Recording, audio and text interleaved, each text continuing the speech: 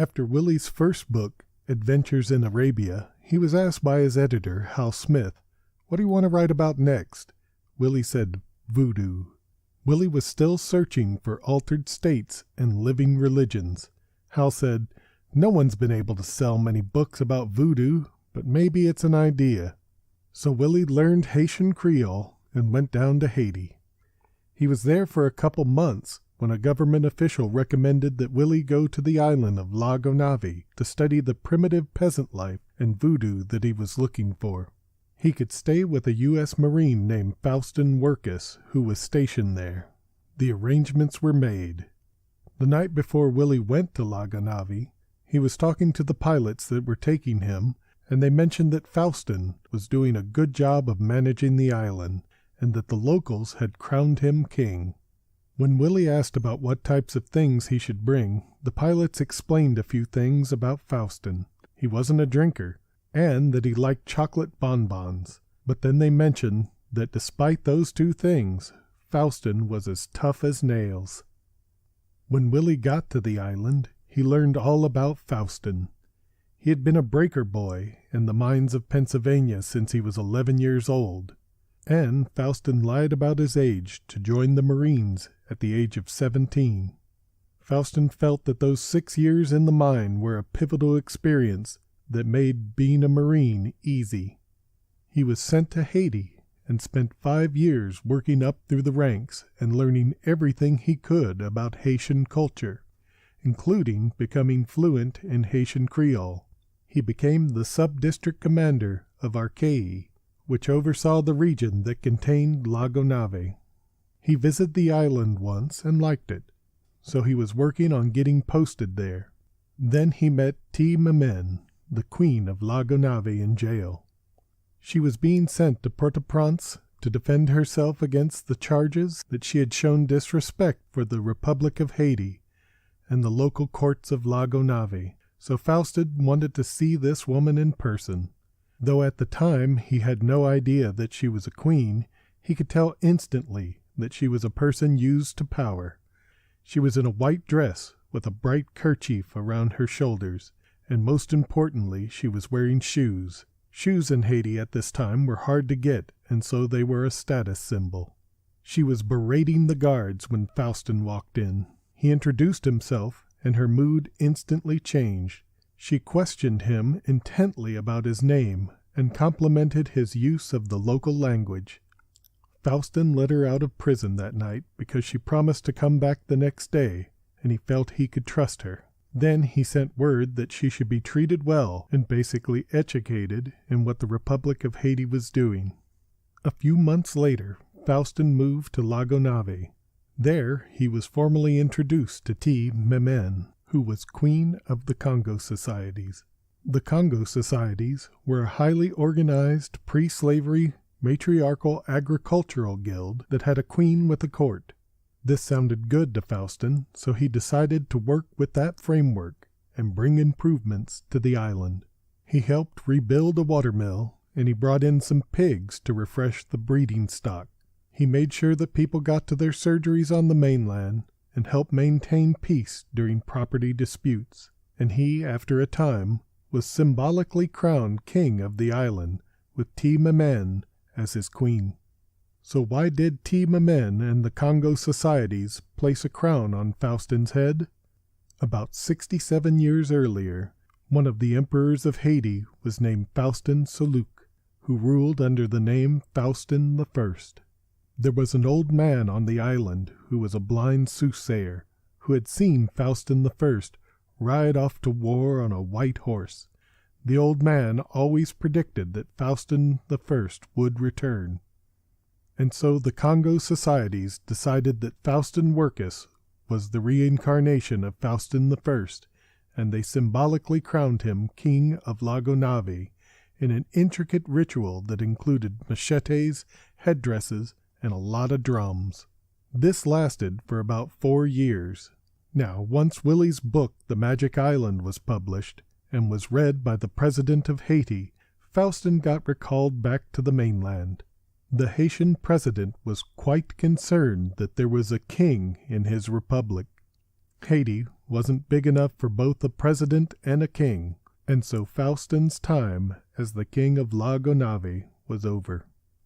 Willy had written a chapter about Faustin in his book, and Faustin became world famous. The idea of a man becoming king of a tropical island was very popular, so a few years later Faustin wrote a book about his time in Haiti called The White King of Lago Nave. It was published in 1931, and the foreword was written by Willy. Both Faustin and Willy went all in on the king narrative in their books. Haiti was in the midst of a full-scale occupation by the United States. Faustin's coronation was most likely a symbolic one by a people who were making the best of a difficult situation. That truth isn't nearly as exciting a story as the one where a Marine becomes a king. Years later, Faustin spent nights at the Adventurers Club in New York, telling tales about the time he was king of Lago Nave. Now, the White King of Lago Nave was only one chapter in Willy's book. He had chapters about many different elements of Haitian voodoo. There were tales about various rituals, processionals, ceremonies, and sacrifices. And there was a chapter about zombies. Willy studied the local folklore and noted that the Haitians had the normal tales of werewolves, vampires, and demons. But Haiti had something so different that it was hard for Willy to fully grasp. The Haitian zombie. The Haitian concept of zombie was that of a soulless human corpse, still dead, but taken from the grave and endowed by sorcery with a magical, mechanical semblance of life. In Haiti, there were powerful witch doctors who could go to a fresh grave and remove the body before it began to decompose. Then they could make it move and turn it into their servant. Willy couldn't understand why his Haitian friends all talked about zombies as if they were real.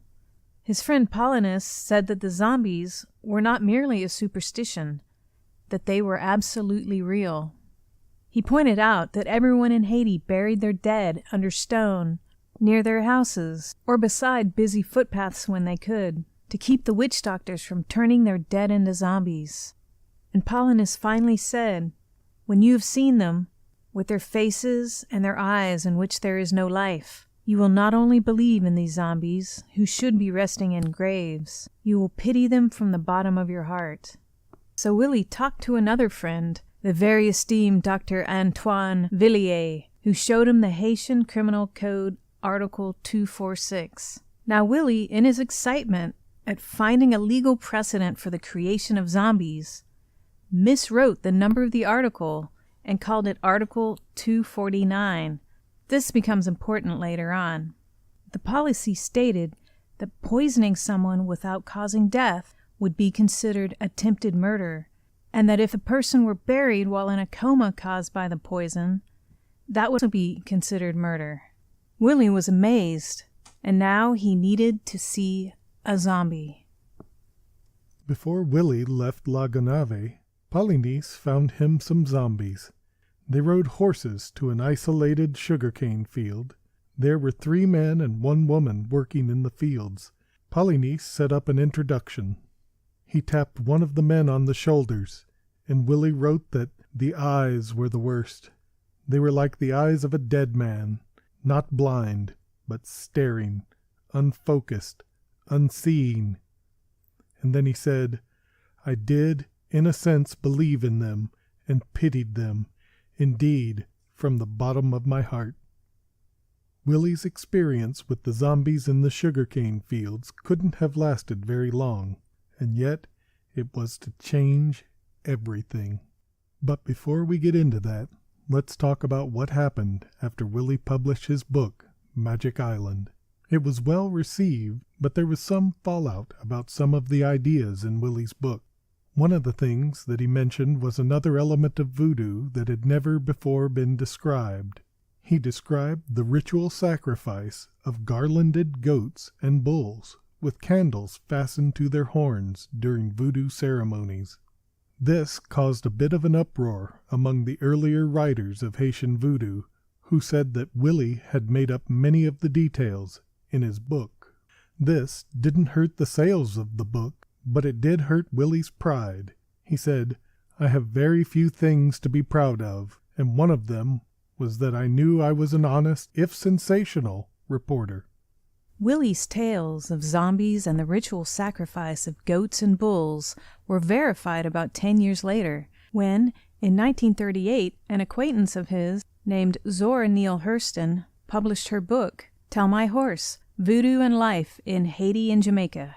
She was a writer and an anthropologist who had read The Magic Island and decided to go to Haiti to see the voodoo for herself. She had already written several books and knew much about the hoodoo of the American South. She had been initiated into secret rites when she was in New Orleans years earlier. While she was in Haiti, she was introduced to a zombie in the hospital who had died 29 years earlier. The zombie's name was Felicia Felix Mentor. Zora took a photo. It was the first known photo of someone who, at the time, was considered an actual zombie. Zora decided to do more research into how zombies were created. She discovered that there was a formula for turning someone into a zombie. The formula was kept as a secret in certain families and certain secret societies. Zora attempted to gain admittance into these societies, or at least to study them in depth. For a time, she delved deeply into the mysteries of Haitian folklore. She learned many esoteric things. But at one point in her research, she got sick and had to return home, forcing her to give up her quest for the secret zombie formula. When she got back to New York City, she said, "Here in the shadow of the Empire State Building, death and the graveyard are final. We have the quick and the dead, but in Haiti, there is the quick, the dead, and then there are zombies." In the 1980s, research into Haitian zombies experienced a resurgence when ethnobotanist Wade Davis was sent to Haiti to learn more. Wade went to Haiti to find out how zombies were made. In 1986, he published the book The Serpent and the Rainbow about his experience. The movie with the same name is a very loose adaptation of the book. While in Haiti, Wade managed to get multiple vials of powder that he brought back to the U.S. to be analyzed in a lab. Wade was sure that the chemical element of zombification would be tetrodotoxin, which can be obtained from a pufferfish. He was correct that the only consistent chemical in all the batches of powder were tetrodotoxin, but the amounts were so small that the zombification process seemed unlikely. At the time, there were reports in Haiti of people becoming zombies after getting powder onto their skin rather than through ingestion. But no studies were done to see how the small amounts of tetrodotoxin would affect someone transdermally. Wade was criticized for claiming that tetrodotoxin was the main ingredient in zombie making. The symptoms of exposure include numbness, slurred speech, and paralysis, which aren't the normal actions of zombies. Wade also mentioned the plant datura, which when ingested regularly can cause a trance-like state in people. He theorized that datura could be used as well in the making of zombies. In 2020, the current state of research on what the chemical elements are to make zombies are still inconclusive. One of the most interesting things about the Haitian zombie noted in the books by Willy, Zora, and Wade was that the zombies should not be given salt. If they are, the zombie spell is broken. They suddenly know that they are dead, and they become uncontrollable.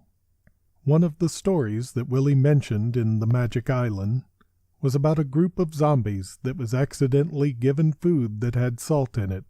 This was apparently a big mistake, because the zombies, once they tasted salt, suddenly knew they were dead, and they walked back to their graves and collapsed.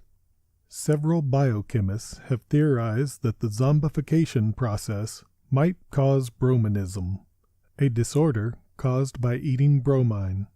The symptoms include stupor, slurred speech, and an abnormal gait. The naturally occurring bromine could be added to the daily diet of zombies. The treatment for brominism is salt, but more investigation is needed. Now, let us investigate how the concept of zombies changed after Willy's book was published in 1929. It was a national bestseller and introduced zombies to the world. Zombies entered the public's consciousness, but the real pop culture explosion didn't happen until 3 years after the publication of the book. In 1932, the first zombie movie, White Zombie, was released. It was produced by Viktor and Edward Halperin. It starred Madge Bellamy and Bela Lugosi, and it was the beginning of the zombie movie craze that took over entertainment. To this day, you can most likely find this movie showing on a television channel somewhere. The writer of the movie, Garnett Weston, never admitted to reading The Magic Island, but in the movie they mention the Haitian Penal Code 249, the same number that Willy got wrong. The real number was 246. The movie White Zombie was terrifying for its time. The darkest fear in the early zombie movies wasn't that you might get eaten by one. It was the terrible fear of being turned into a zombie, a creature without a will, with the loss of individuality. It was about a person being controlled by another that terrified the moviegoers of the time. Zombies were now a full pop culture phenomenon. There were zombie drinks, zombie comics, and zombies in pulp fiction novels. Zombies were everywhere. The word entered the everyday lexicon of Americans. It became a useful metaphor for a society of people left behind in a fast-changing world.